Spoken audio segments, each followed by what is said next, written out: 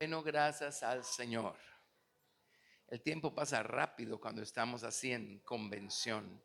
Amén. Y gracias a Dios por lo que Dios ha hecho en este lugar. Y gracias a Dios por los pastores de este lugar. Al final quiero que oremos por ellos también y para que Dios los bendiga de manera especial. Amén. Amén. Pero en esta iglesia tienen excelentes pastores por la gracia y misericordia de Dios. Y por eso tienen lo que tienen, son lo que son. Y hay que dar honor a quien honor merece. Amén. Gracias, Jesús. Nunca dejen de honrar a sus pastores. Ahora, eso no se hace en el corazón y en la mente únicamente. Se hace con expresiones, ¿sí?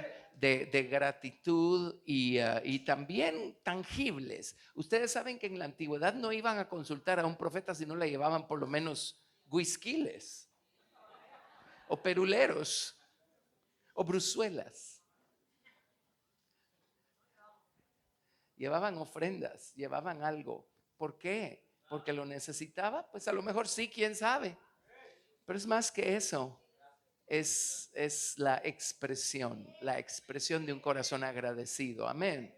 Gracias a Dios. Muy bien. Espero que hayamos estado aprendiendo algunas cosas en estos días.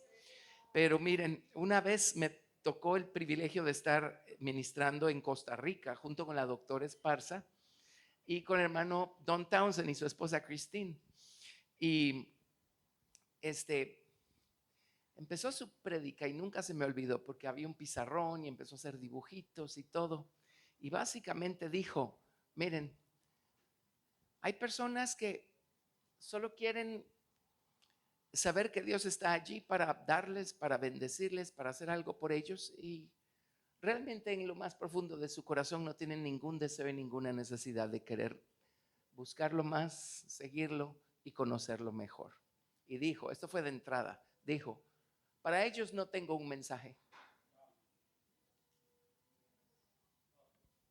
Yo mismo no sabría qué decirles. ¿Sí? Este mensaje es para los que sí quieren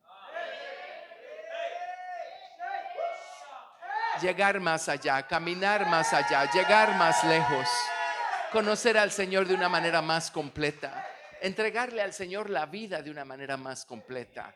Amén. De hecho, la palabra de Dios no tiene un consejo para los que eligen quedarse en el umbral de la puerta y no entrar, ¿verdad? No tiene un consejo, pero sí dice que va a pasar al final. Amén. Pero el consejo de la palabra de Dios es para los que queremos conocer al Señor y agradarlo y crecer y ser todo lo que Dios nos llamó a ser. ¿Sí? Muy bien. Entonces, primera de Samuel 22, versos 1 y 2. Ya hablamos acerca de David, algunas cosas. Y cuando David llegó a la cueva de Adulam, se le juntó una bola de gente. Pero miren lo que Dios hizo o en lo que Dios convirtió a esta bola de gente. Lo que les dice lo que Dios hace cuando nosotros le entregamos nuestras cosas, nuestros asuntos. Primera de Samuel 22 del 1 al 2. Yéndose luego David de allí, huyó a la cueva de Adulam. Y cuando sus hermanos y toda la casa de su padre lo supieron, vinieron allí a él y se juntaron con él todos los afligidos y todo el que estaba endeudado y todos los que se hallaban en amargura de espíritu. Y fue hecho jefe de ellos y tuvo consigo como 400 hombres. ¿Sí? Y algo vieron en David y le dijeron, sé tú nuestro príncipe, sé tú nuestro jefe, enséñanos. Porque si algún día tú estuviste afligido y endeudado, ya les expliqué, amargado, eso nunca lo vemos en conexión con David porque supo mantener eso lejos de su vida. Amén. Pero afligido, endeudado, ¿se acuerdan? Eh, Ellos vieron en David a alguien que había logrado vencer todas esas cosas y se le pegaron, ¿verdad? Por supuesto. Y estos hombres lograron vencer todas esas cosas. La única manera como estas cosas se vencen es poniéndolas a la cruz a los pies de la cruz de Cristo con todas nuestras fuerzas, con todo nuestro corazón. Amén. Con toda sinceridad. Y emitiendo uno de esos gritos profundos, Señor, ayúdame. Señor, ayúdame. dame la victoria. Amén. Bueno, ya estudiamos todo eso. Esta es la misma gente. Tiene que ser. ¿Quién es más? Que se mencionan en segunda de Samuel capítulo 23. Segunda de Samuel capítulo 23 a partir del verso 8. Ya a estas alturas el número había subido a 600 hombres, pero había un grupo allí de 37 que eran notables. Y de esos 37 habían 3 que eran súper notables. Y por cierto, el último en la lista, miren quién es, en segunda de Samuel 23, verso 39. Segunda de Samuel 23, 39. ¿Ven quién está en la lista? Urías Eteo, el que estaba casado con Betsabé. Por eso el pecado de David fue tan grueso, tremendo. Pidió perdón y Dios lo perdonó. Pero las consecuencias con las que tuvo que vivir el resto de su vida fueron pesadas, bien pesadas, ¿sí? Y son cosas que no se hacen, pero al final de cuentas, un nivel es hacérselo a un extraño. Otro nivel es hacérselo a alguien a quien uno le debe la vida. Tremendo, ¿no? Pero bueno, no es nuestro tema. Y no vamos a llegar hasta allí, no vamos a hablar de los 39, vamos a hablar de los, ¿cuántos son? De los 5 más notables. A ver qué aprendemos. Ahora, ¿por qué está esta historia en la Biblia?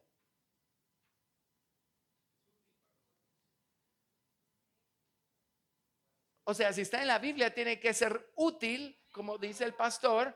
Toda la escritura es inspirada por Dios y útil para enseñar, para redarguir, para corregir, para instruir en justicia, a fin que el hombre de Dios sea, porque no es, ya es hombre de Dios, pero todavía no es perfecto, a fin que el hombre de Dios sea perfecto, a fin que el hombre de Dios pueda completar su experiencia con el Señor Jesucristo, enteramente preparado para toda buena obra. Amén.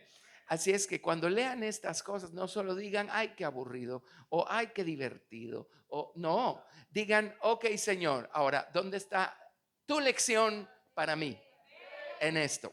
Amén. En segunda de Samuel 23, 8. Estos son los nombres de los valientes que tuvo David. Y aquí va el primero. Ahora, da un poquito de trabajo averiguar cuál era el nombre de este primero, porque a veces los traductores dejan como nombre propio una palabra hebrea que realmente solo describe a la persona, pero no era su nombre propio, ¿sí? O a veces traducen el nombre propio, entonces se pierde, uno no sabe qué es el nombre propio de la persona.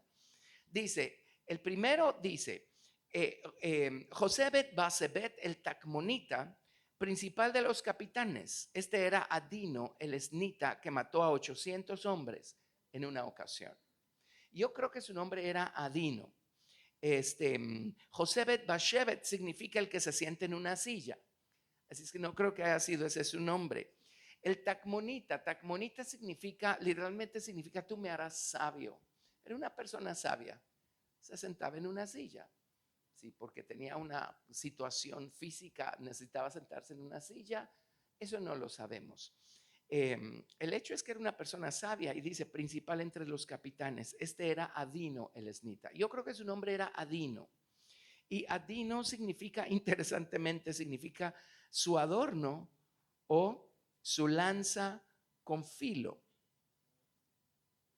Su adorno o su lanza con filo. Ah, no, eso sí, su adorno o su lanza con filo. Así es que lo caracterizaba era su lanza con filo. Y dice, mató a 800 hombres en una ocasión. Mató a 800 hombres él solito en una ocasión. Ahora, para hacer eso se necesita de muchas cosas. Por supuesto, se necesita la fuerza física, ¿verdad? La resistencia para poder pelear a esos niveles una batalla. Pero es más que eso, es más que eso. Se necesita tener una determinación, haberse planteado una meta. Amén. Tener un celo. Aquí estamos hablando de guerras que peleaban en contra de los enemigos de Dios. Guerras que si no las peleaban y vencían, ellos iban a ser vencidos por los enemigos, ¿sí? Gente pagana, adoradora de ídolos, y entonces pues no solamente los hubieran vencido, hubieran establecido todo su error, su engaño y su mentira en sus vidas. Ahora, si hasta aquí esto todavía no les empieza a decir gran cosa, déjenme decirles algo. En este camino en el que estamos, o peleamos y vencemos o vamos a ser vencidos. Especialmente el mundo en el que estamos nosotros viviendo hoy. Es que es increíble. O sea, ya a causa del pecado el hombre tenía el cerebro en los pies. Pero ahorita el hombre tiene el cerebro enterrado 45 kilómetros bajo tierra. ¿Sí? Con la manera como el hombre está razonando, prueba lo que dice segunda de Tesalonicenses. Dice: por cuanto no recibieron el amor de la verdad para ser salvos, Dios les envía un espíritu engañoso, creo que dice. Hay otras versiones que dicen un engaño poderoso para que crean la mentira. Sí, o sea, ¿en qué cabeza cabe las cosas que están proclamando allá afuera y tratando de establecer a la fuerza? La pregunta es, ¿por qué están tratando de cambiar los parámetros? El status quo se llama. ¿Por qué están tratando de cambiar la mentalidad de los hombres? ¿Qué ganan con eso? Ellos no ganan ningún dinero ni nada de eso, pero ¿saben qué sí ganan? Corromper a tal grado al mundo y botar todas las barreras morales que pueda tener la gente para que la gente se autodestruya. Amén. Ese es el propósito del diablo con todas esas cosas. Si nosotros no peleamos y vencemos, vamos a ser vencidos. Vamos a ser vencidos por el error y el engaño que hay afuera. Vamos a ser vencidos también por nuestra propia carne. Cuando somos descuidados y esta se levanta y se fortalece, al rato empezamos a pensar, tal vez yo fui el exagerado, tal vez no había necesidad de privarme de esto, de apartarme de aquello. Sí, creo que no hay necesidad. Y empezamos a retomar las cosas que habíamos dejado atrás. En otras palabras, empezamos a perder terreno que ya habíamos ganado. Y el apóstol Pablo dice: si las cosas que destruí, las mismas vuelvo a edificar, transgresor me hago. Amén. Si usted ya venció algún vicio, algún hábito, alguna cosa en su vida, no vuelva a retomar eso, no vuelva a volver a levantar eso. Le prometo que esa cosa se le va a levantar con tal fuerza que lo va a convertir a usted en su esclavo. Amén. Y después vencer eso y librarse de eso va a ser todavía más difícil. Amén. Entonces, ahora este es un hombre, no es cualquier cosa lo que hizo. En una ocasión, él solito mató a 800 hombres. Amén. O sea, era una persona que estaba tan consciente, tenía tal celo por el hecho de que estaba en una batalla y tenía que vencer a lo que haya sido el enemigo. Tenía que vencerlo. Era una persona que no desmayaba y no descansaba, peleaba sus batallas hasta el final. Y Dios espera que nosotros seamos así también. Por eso el mensaje a las 7 iglesias en el libro de Apocalipsis es: al que venciere, al que venciere, al que venciere. El Señor dijo: al que guardare mis obras hasta el fin. Amén. En otras palabras, nunca bajemos la guardia. Que nuestro adorno sea nuestra lanza. ¿Qué es la lanza? La verdad que sabemos, la verdad de la palabra de Dios que hemos guardado en el corazón. Que ese sea nuestro adorno, que seamos conocidos por la verdad de la palabra de Dios. Amén. Y parémonos en esa verdad, no importa cuánto le disguste a nuestra carne y no importa cuánto le disguste al mundo secular humanista allá afuera. Amén. Ahora, nosotros no vamos a pelear a ese nivel tratando de defender teorías. Si solo son teorías, ni siquiera nos vamos a tomar la molestia. Amén. Pero cuando la palabra de Dios ha sido una experiencia y está escrita en las tablas de nuestro corazón, hermanos, esa la vamos a pelear por ella. Nadie nos la puede quitar, pero vamos a pelear por ella para que se mantenga protegida, defendida en nuestro corazón. ¿Sí? Bueno, este solo es el que introduce a los otros 4. Espérense con los otros 4. Amén. Pero Una de las primeras cosas que Dios me enseñó fue a orar agresivamente, a pelear batallas espirituales. Y no debemos desenfocarnos, porque a veces, hermanos, batallemos y no sabemos ni qué estamos haciendo. Solo solo hacemos los movimientos y todo lo demás, pero no sabemos qué estamos haciendo. A ver, ¿cuál es el enemigo en contra del cual estamos batallando? ¿Sí? Hoy van a entender un poquito más eso. Amén, amén. Pero pues sí batallamos en contra de las fuerzas de las tinieblas, eso sí, por supuesto, de plano. Pero uno de los enemigos más grandes en contra de los que batallamos está aquí adentro, en nuestro viejo hombre, en nuestro viejo corazón, ¿verdad? Amén. Como esa aflicción y endeudamiento y esas cosas que estábamos viendo de los hombres estos. Una vez, bueno, nosotros, ¿saben qué nos enseñó a orar agresivamente? El tener una razón por la cual hacerlo. Les empecé a contar que hacíamos evangelismo en las prisiones de los menores de 18 años allá en Guatemala. Y íbamos y les predicábamos y no pasaba nada. Excepto les conté cuando les llevábamos regalos. Entonces ahí sí todo el mundo levantaba la mano para aceptar al Señor, porque después venía el regalo, ¿verdad? Entonces al grupo que íbamos les dije, miren, esto no está funcionando.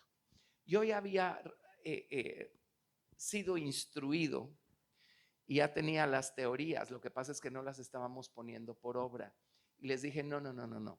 Miren las batallas que se pelean en la Biblia. ¿Cuántas veces Dios les dijo, verdad, que se humillaran y buscaran a Dios porque venía un enemigo? Venían los filisteos, venía quien haya sido el enemigo. Y ellos buscaban al Señor porque al día siguiente iban a tener que ir al campo de batalla a enfrentarse con los enemigos.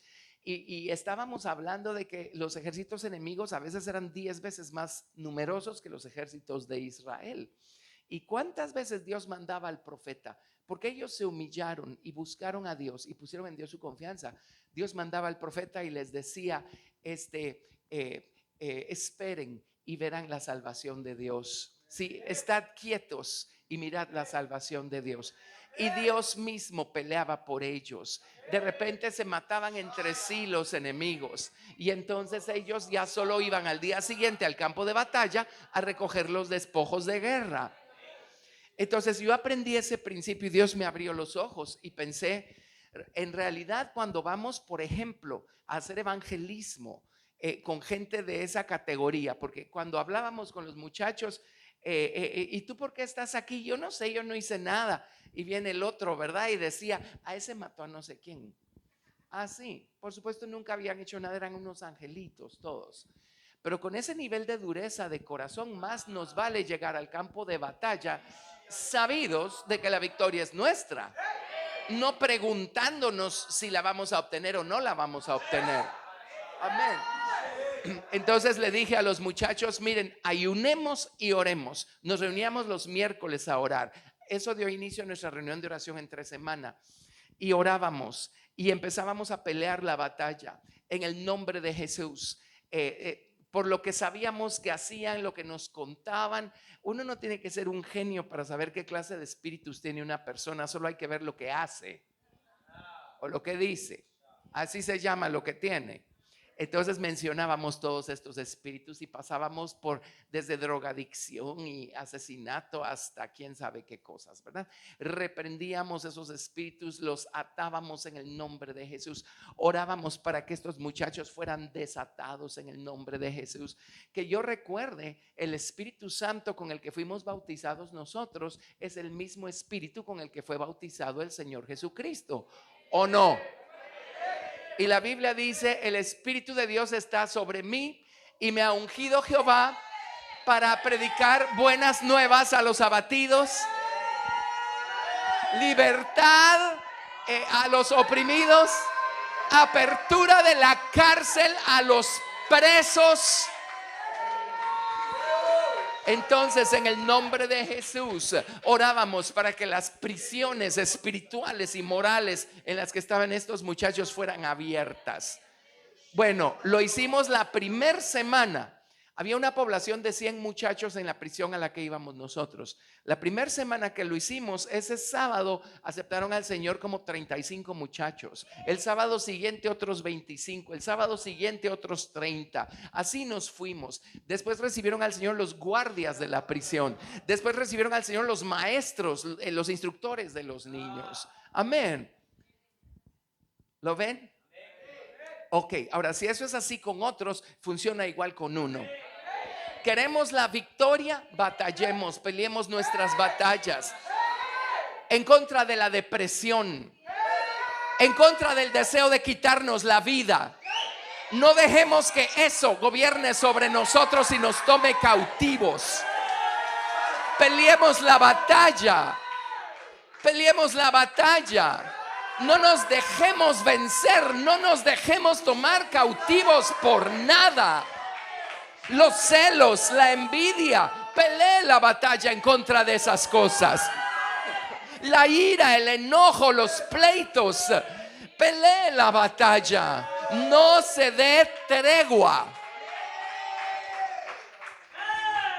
La Biblia dice que cuando estemos ahí arriba vamos a conocer como fuimos conocidos, ¿sí? Y aquí hay uno: yo quiero ser conocido porque mi adorno fue mi lanza. Fui conocido por mi lanza.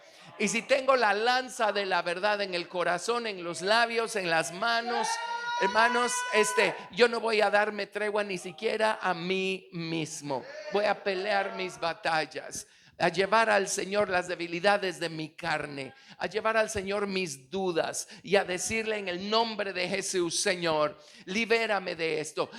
Si estamos encarcelados, si algo nos tiene encarcelados, en el nombre de Jesús, Señor, el Espíritu de Dios te ungió a ti para proclamar apertura de la cárcel a los presos. En un salmo dice David: saca mi alma de la cárcel para que alabe tu nombre. Y él no estaba en una cárcel física, estaba en una cárcel moral y espiritual cuando dijo eso. ¿Lo ven? ¿Lo ven? Ok, así es que aquí tenemos a Adino el esnita, una persona sabia, una persona sentada en la silla correcta, la silla del juicio, para llamarle bueno a lo bueno, malo a lo malo, y agarrar su lanza y decir: si tengo que pelear en contra de 800 cosas en mi vida, lo voy a hacer. Amén. Lo voy a hacer, ¿sí? Hasta obtener la victoria, hasta obtener la victoria. Amén. Amén. Bueno, gracias a Dios. Versículo 9, aquí va el número 2. Dice: después de Eleazar, hijo de Dodo, a Jojita. Eleazar significa Dios ha ayudado. Hijo de Dodo. Dodo significa amoroso, ser amoroso, ¿verdad? A Jojita, hermano de reposo. Pero en fin, era Eleazar, uno de los 3 valientes que estaba con David cuando desafiaron a los filisteos que se habían reunido allí para la batalla y se habían alejado los hombres de Israel. Pues no dice que habían huido necesariamente, pero ya no estaban allí. Eso es lo que significa. A lo mejor sí habían huido, o a lo mejor nunca se dieron cuenta de que en la retaguardia traían a todos estos enemigos. A lo mejor no se dieron cuenta. Amén. Dice: desafiaron a los filisteos que se habían reunido allí para la batalla y se habían alejado los hombres de Israel. Se levantó e hirió a los filisteos hasta que su mano se cansó y quedó pegada su mano a la espada. Aquel día Jehová dio una gran victoria y se volvió el pueblo en pos de él, tan solo para recoger el botín. Fueron unos poquitos. Dice, uno de los 3 valientes que estaban con David. Si estamos entendiendo bien lo que dice aquí, estamos hablando de 4 individuos, 3 valientes y David.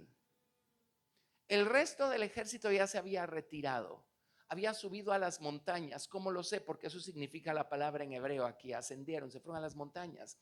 Ahora, ustedes saben que las batallas siempre se peleaban en los valles. Sí, lea su Biblia, estudie las batallas, sea un estratega de guerra. y estudie las batallas que se peleaban en la Biblia. Por algo están escritas allí. Todas se peleaban en el valle. ¿Alguna vez ha pasado por un valle? ¿Verdad que es allí donde se levanta el gigante de la duda? Empieza a asomar la cabeza otra vez el gigante del enojo. Empiezan otra vez las debilidades de la carne que teníamos más o menos bajo control a salirse del control. Es en los valles, en los valles. Y ya todo el ejército se había ido a la montaña. Y muchas veces decimos, bueno, como el resto de la gente no está conmigo, yo estoy solo, ¿qué sentido tiene? ¿Qué sentido tiene? ¿Sí? No, estos cuatro vieron que venían los enemigos detrás, que todavía estaban en el valle los enemigos, y dijeron, enfrentemos a estos enemigos. Y este hombre agarró su espada. Ahora llama la atención, ¿verdad? Que la lectura de hoy al principio fue el Salmo 149. ¿Recuerdan lo que leímos? Salmo 149, verso 6. Salmo 149, verso 6. Esto es algo que aprendí yo hace mucho tiempo. Dice, exalten a Dios con sus gargantas y espadas de dos filos en sus manos. Cuando tenemos el nombre del Señor en los labios, cuando en nuestra boca hay alabanzas al Señor, sepan que en nuestras manos hay una espada. En otras palabras, la verdad se vuelve efectiva, eficaz, poderosa. Y podemos enfrentar cualquiera que sea el enemigo que estamos enfrentando y obtener la victoria. Ahora, ¿cómo sería? Yo no soy médico, pero sí, yo soy arquitecto. Así es que por años, porque antes ser arquitecto era más divertido. Lo siento, José. Walter, ¿quién más? No sé, Sarita. Antes era re alegre. Antes era a puro lápiz, papel, borrador, etcétera. ¿Sí? Así es que yo agarraba el lápiz durísimo. Yo creo que de ahí viene. Pero si yo cierro demasiado fuerte la mano, se me queda trabado este dedo. Y a veces me mira mi esposa en estas de... Así es que yo no sé porque no, pues dice que se le cansó la mano, pero quedó pegada a la espada. En otras palabras, se le entumeció, yo no sé qué. Amén. Pero el principio que veo yo es que la espada y la mano se volvieron una sola cosa. Y llegó un punto en donde era imposible arrancarle la espada a esa mano.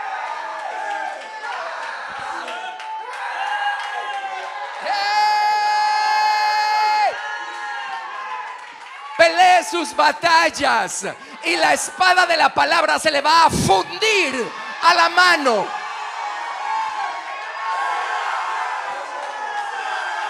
Gracias, Jesús. Gracias, Jesús.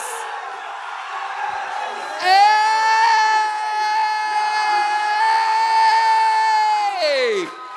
Gracias, Señor.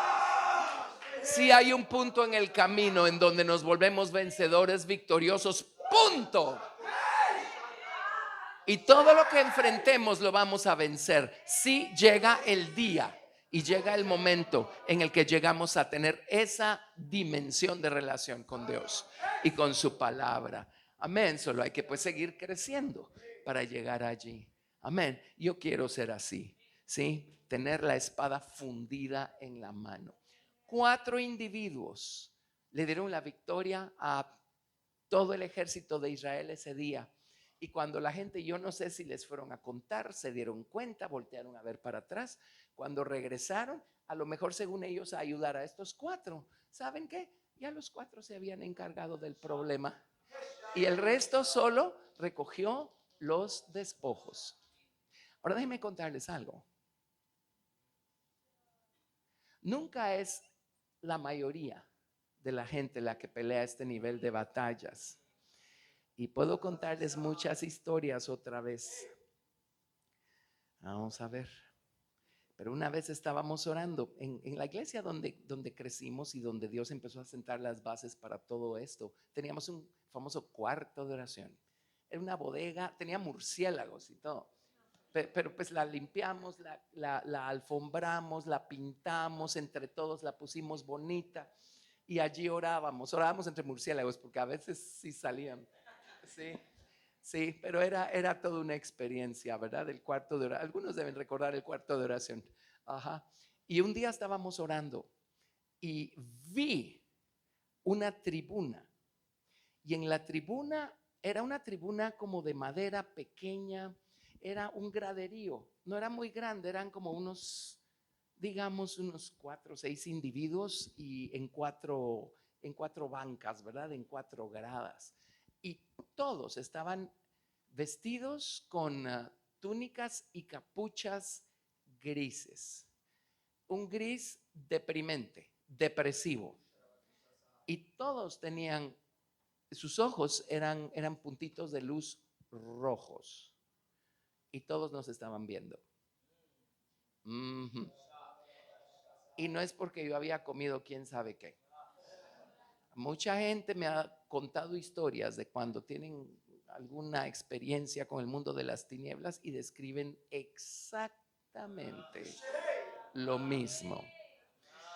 Y empezamos a orar más fuerte y de repente uno de los que estaba sentados en la banca de abajo agarró una balanza grandísima, como las de las estatuas de la Victoria, no Victoria, la Justicia, que tiene una gran balanza con sus 2 cosas acá.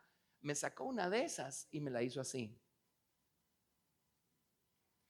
Ahora, uno nunca va a interpretar bien estas cosas si uno no lee su Biblia.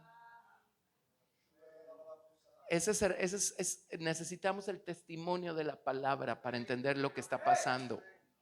Y recordé en el libro de Apocalipsis, el tercer jinete que se menciona en el libro de Apocalipsis, viene con una balanza y viene a medir el trigo y que era la cebada, creo, ¿verdad? El trigo y la cebada.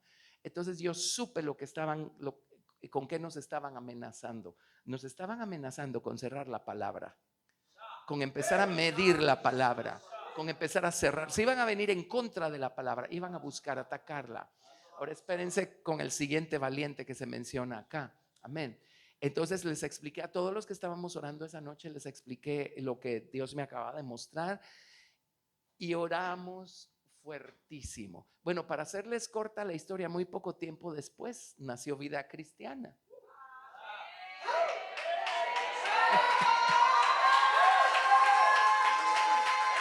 No pudieron medir la palabra.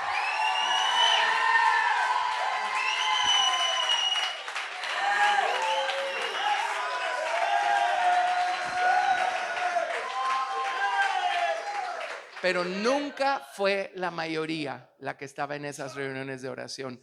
Jamás. Al contrario, el resto vivía hablando.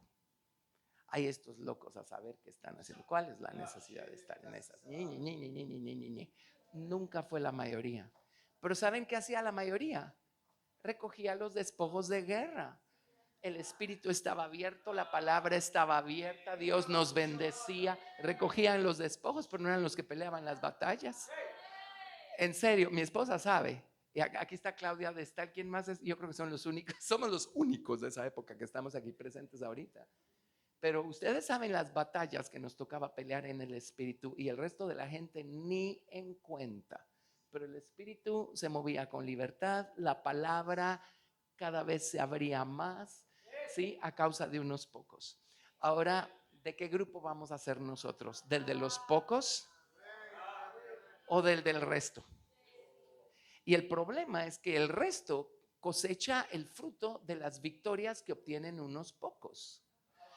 Entonces eso los hace equivocadamente creer que los vencedores son ellos.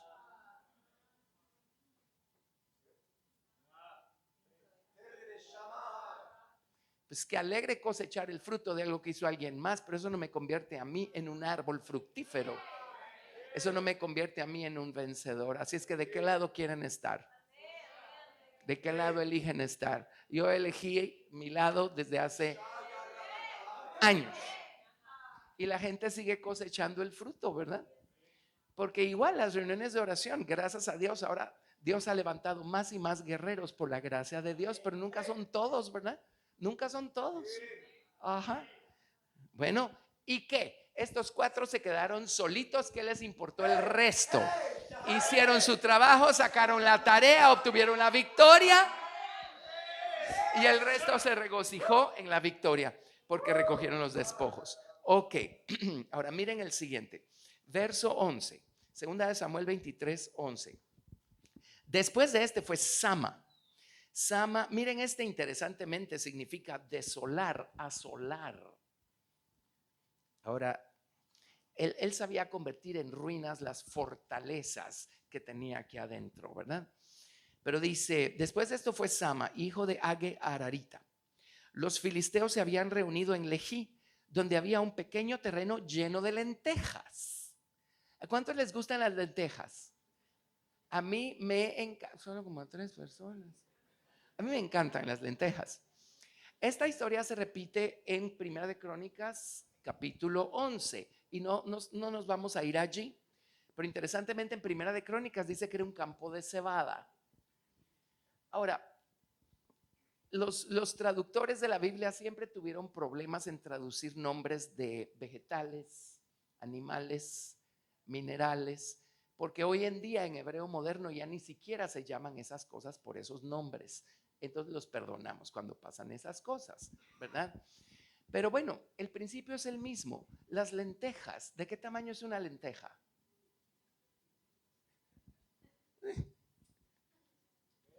Bueno, y la cebada, ustedes saben, en la Biblia había cebada y había trigo y hacían pan con ambos, pero la cebada siempre era más barata. Seguro porque era más numerosa, yo no sé, era más fácil el proceso de recogerla, no sé, pero siempre fue más barata. Entonces cebada era el pan que comían los pobres. En otras palabras, pan de humildad. Y es el mismo principio de la lenteja porque son chiquitías, ¿verdad? Pan de humildad, comida de humildad. Y llegó a un campo. Era un campo de lentejas o de cebada. Era un campo en donde estaba el pan de humildad. En otras palabras, las revelaciones más grandes de lo que es la verdadera humildad. Ustedes saben que tener una revelación de la exaltación de Cristo es mucho más fácil y está más a la mano que tener una revelación de la humildad de Jesucristo. Es la verdad. Por eso este camino está velado a mucha gente. ¿Qué oyen allá afuera? Usted es un hijo del rey, levántese, conquiste, posea, sea rico, famoso y todo lo demás. ¿Sí? El lado exaltado. Y hay principios verdaderos que manejan. Lo que pasa es que por no manejar todo lo demás terminan desproporcionándose y desubicándose. Amén. Pero ¿dónde oye usted mensajes acerca de la humildad de Cristo? Y de las profundidades y el poder que hay en la humildad, en la verdadera humildad. ¿Dónde oye usted mensajes así? ¿Sabe por qué no se oyen?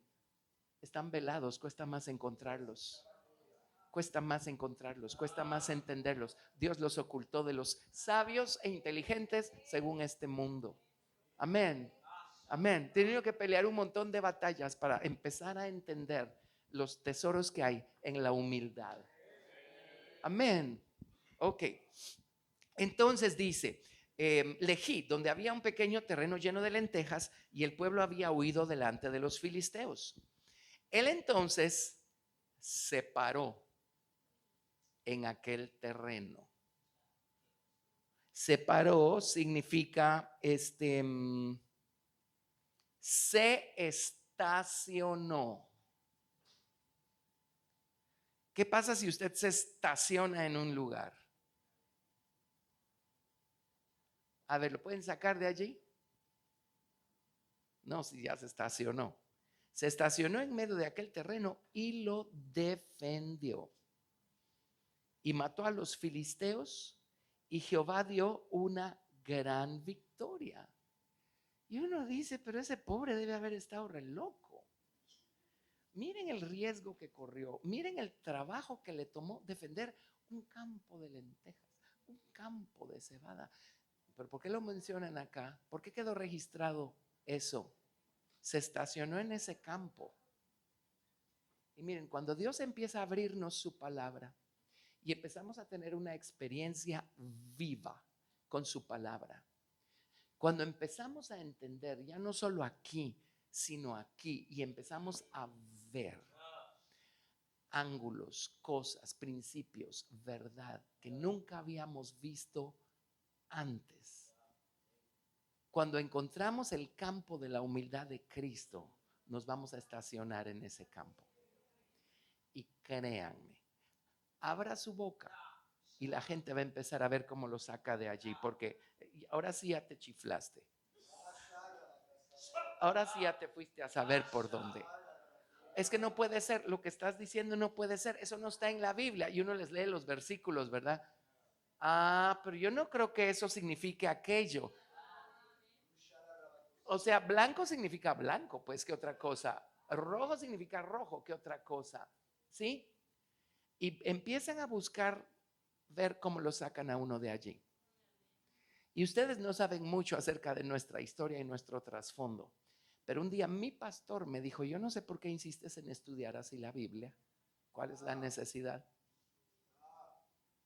Y eso no le hizo quitarme el respeto y el amor y la gratitud que le tengo, porque sé mejor. Amén. Pero o Dios nos abre los ojos o no nos los abre. Y uno no se puede pelear con alguien a quien Dios no le ha abierto los ojos. Al contrario, lo único que hace uno es seguir orando por ellos y darle a Dios infinitas gracias porque a uno Dios sí le abrió los ojos. Y ahí está uno parado en su campo de comida humilde, en su campo de lentejas, en su campo de cebada. Y viene el diablo y trata con su voz de quitarnos de allí y de hacernos a nosotros mismos pensar, no, esto no puede ser así, esto no puede ser cierto, solo tú crees estas cosas, nadie más las mira, entonces, ¿por qué todo el mundo está mal y solo tú estás bien?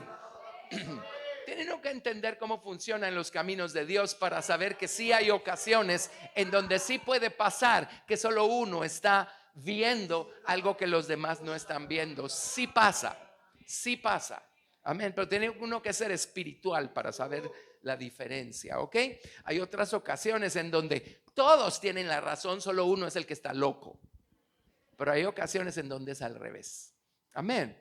Entonces, viene la gente. Pero ¿cómo se te ocurre? ¿Cómo se te ocurre caminar así? Nadie te va a hacer caso si sigues en esas.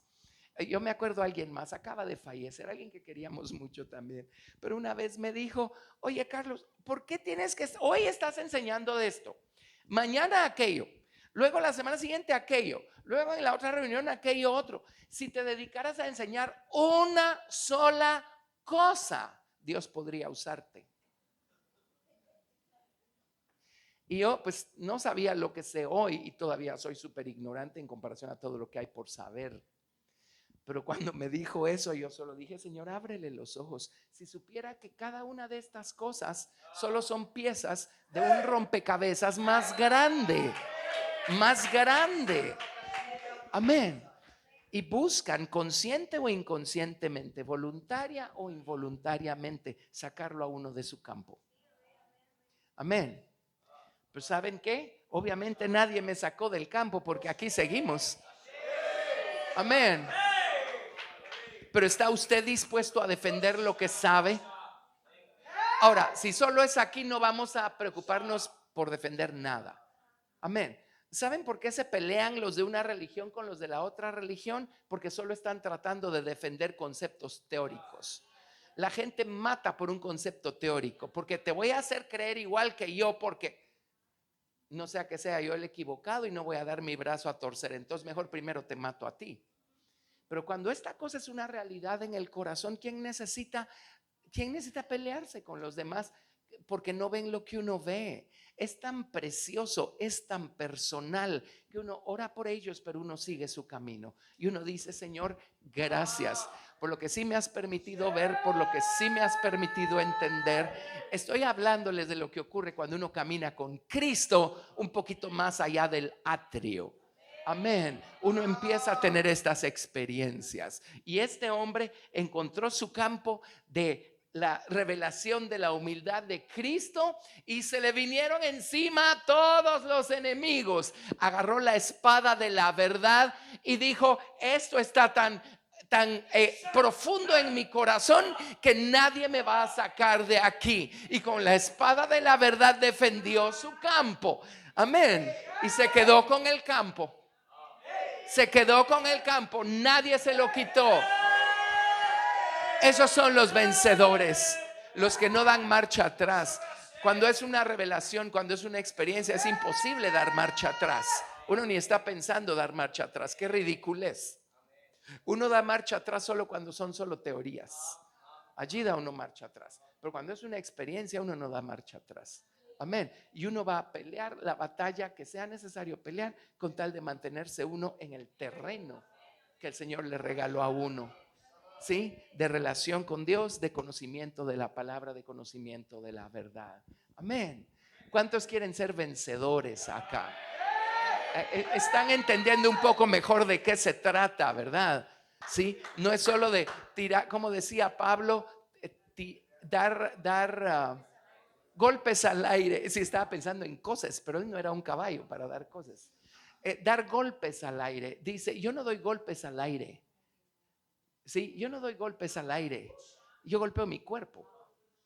Sí, ahí tengo un montón de filisteos adentro. Y a cada rato me dicen: oye, ¿no crees que ya pagaste un precio demasiado alto por seguir estacionado en el campo de la verdad que conoces, que has experimentado? Sí, bueno, él viene y le da una manada a todos esos filisteos. Ok, muy bien. Dios santo. Y dice, versículo 3: y 3 de los 30 jefes descendieron y vinieron en tiempo de la siega a David en la cueva de Adulam. Y el campamento de los filisteos estaba en el valle, David entonces estaba en el lugar fuerte, y había en Belén una guarnición de los filisteos, o una avanzada, ¿verdad?, de los filisteos. Y David dijo con vehemencia, con un deseo profundo, dijo: ¿quién me diera a beber del agua del pozo de Belén que está junto a la puerta? Entonces los 3 valientes irrumpieron por el campamento de los filisteos y sacaron agua del pozo de Belén que estaba junto a la puerta. Y tomaron y la trajeron a David, mas él no quiso beber, sino que la derramó para Jehová, diciendo: lejos sea de mí, oh Jehová, que yo haga esto. He de beber yo la sangre de los varones que fueron con peligro de su vida. Y no quiso beberla. Los 3 valientes hicieron esto. Eso les dice que David era un hombre justo. O sea, tampoco era como, se hubieran muerto en el proceso, pero yo tengo mi agüita. No, se la ofreció al Señor y le dijo: Señor, aquí va la vida de estos 3 hombres que no estimaron preciosa su propia vida con tal de ir a buscar y a encontrar aguas profundas para saciar la sed, y más que la sed, el deseo del rey. Y muchas veces vamos a sacrificar nuestra comodidad, nuestros recursos, lo que sea. Pero si queremos darle a beber a nuestro rey aguas profundas, vamos a pagar el precio que sea con tal de irlas a encontrar. Con tal de irlas a encontrar. Y no es porque tiene sed, es porque tiene un deseo. El Señor Jesús desea tener un nivel de relación mucho más profundo con todos nosotros. Amén. Pero hay un precio que pagar, porque esas profundidades están llenas de filisteos. Dudas, enojos, murmuraciones, esto, aquello, pleitos y todo lo demás, ¿sí? Entonces, bueno, estamos dispuestos a pasar por en medio de toda nuestra humanidad para darle al Señor las aguas profundas que hay en lo más profundo de nuestro corazón. Algunos de ustedes ya lo saben, pero ahí se encuentra el nombre del Señor en nosotros, que fue tomado cautivo por el diablo, por la serpiente en el jardín del Edén. Amén. ¿Sí? Un abismo llama a otro a la voz de tus cascadas. ¿Cuán profundo estamos dispuestos a llegar en esto de estar trabajando con nosotros mismos para librarnos más de nosotros mismos? Amén. Y que el Señor pueda tener el deleite de beber aguas un poco más profundas cuando le damos nuestra alabanza, nuestra oración, nuestra adoración, cuando hablamos la verdad. Una cosa es repetir un versículo que ni entendemos cuando lo cantamos, ¿verdad? Cuando con algún canto. Pero otra cosa es cuando lo que le estamos dando de beber al Señor son aguas profundas, porque nuestra experiencia con su verdad es más profunda y entendemos de manera más profunda lo que le estamos diciendo al Señor. Entendemos de manera más profunda lo que estamos tratando de entregarle al Señor. Eso deleita al Señor Jesucristo. Hay que perder la vida para llegar hasta allí, ¿sí? Sí, hacer entregas, renuncias, en el nivel que sea y al grado que sea. ¿Ven todo lo que aprendemos de esto? Verso 18. Y Abisai, hermano de Joab, hijo de Sarbia, fue el principal de los 30. Este alzó su lanza contra 300, a quienes mató, y ganó renombre con los 3. Él era el más renombrado de los 30 y llegó a ser su jefe, mas no igualó a los 3 primeros. Este mató a 30 de un solo también. A 300 de un solo también. Su nombre significa mi padre es un regalo. Pero aquí tenemos pues el nivel de guerreros que eran estos hombres, el nivel de celo, de dedicación, de determinación. Verso 20. Después Benaía, hijo de Joiada, hijo de un varón esforzado, grande en proezas de Cabseel. Este mató a 2 leones de Moab. Y él mismo descendió y mató a un león en medio de un foso cuando estaba nevando. Y la nieve, estamos hablando de la época de invierno. ¿Qué representa el invierno espiritualmente hablando? Sino una época de oscuridad, una época de frío, de muerte. Esas épocas en donde no sentimos al Señor por ningún lado, no vemos al Señor por ningún lado. Hay épocas, o sea, tenemos que pasar por estas estaciones en nuestra vida espiritual.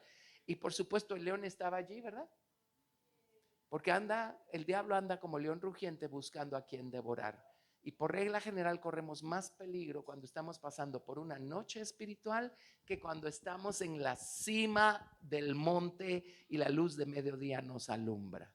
¿Sí? ¿Han pasado por un frío invierno espiritual en algún momento de su vida? Sí, todo es incierto, no ven con claridad. Sí, sienten la muerte cerca y saben que no se están muriendo, pero pues aunque anden en valle de sombra de muerte, ¿verdad? Esa es la apariencia. El león siempre va a estar allí.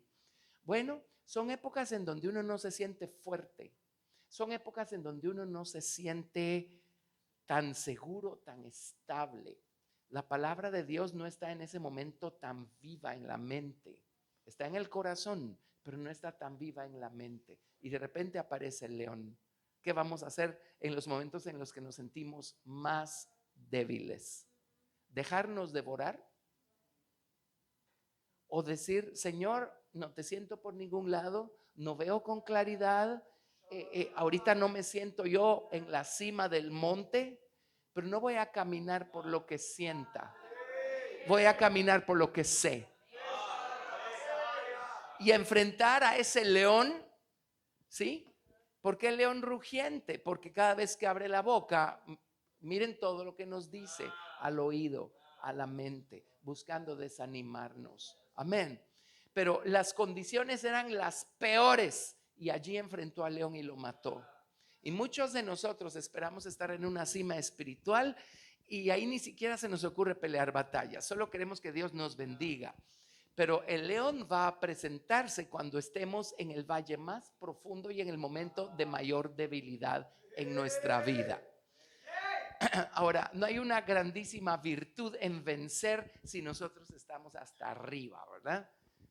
Pero ¿qué tal vencer cuando estamos hasta abajo? Eso es lo que hace un vencedor victorioso. Eso es lo que nos pone a nosotros en el, ¿cómo se llama? En el panteón de los vencedores, de los victoriosos, de los que vamos a estar reinando con Cristo el resto de la eternidad. Amén. Porque aquí estuvimos dispuestos a pelear nuestras batallas. Y ahora ya sabe, ya lo dejé sin argumentos. No hay tales de que estos eran superhombres, hombres superdotados, hombres super especiales. No, eran afligidos, endeudados, amargados. Tenían los mismos problemas que tiene usted, los mismos problemas que tengo yo. Pero encontraron el camino para entregarle todo eso al Señor. Y el Señor entonces pudo convertir todo aquello y darles de vuelta todo eso convertido en energía vencedora, victoriosa. Y con la misma fuerza con la que se metían antes en problemas, con las mismas ganas con la que pecaban antes, con esa fuerza y con esas ganas, hoy pelean sus batallas, las batallas del Señor, y obtienen sus victorias. Gracias, Jesús. Gracias, Jesús. Ahora oremos y digámosle, si en verdad queremos, digámosle al Señor: Señor, yo quiero ser uno de esos. Yo quiero ser así, Señor. Hazme ser así, Señor. Bendito Dios, conviérteme en un vencedor victorioso. Ayúdame a ya no ser de los que están siempre a la retaguardia.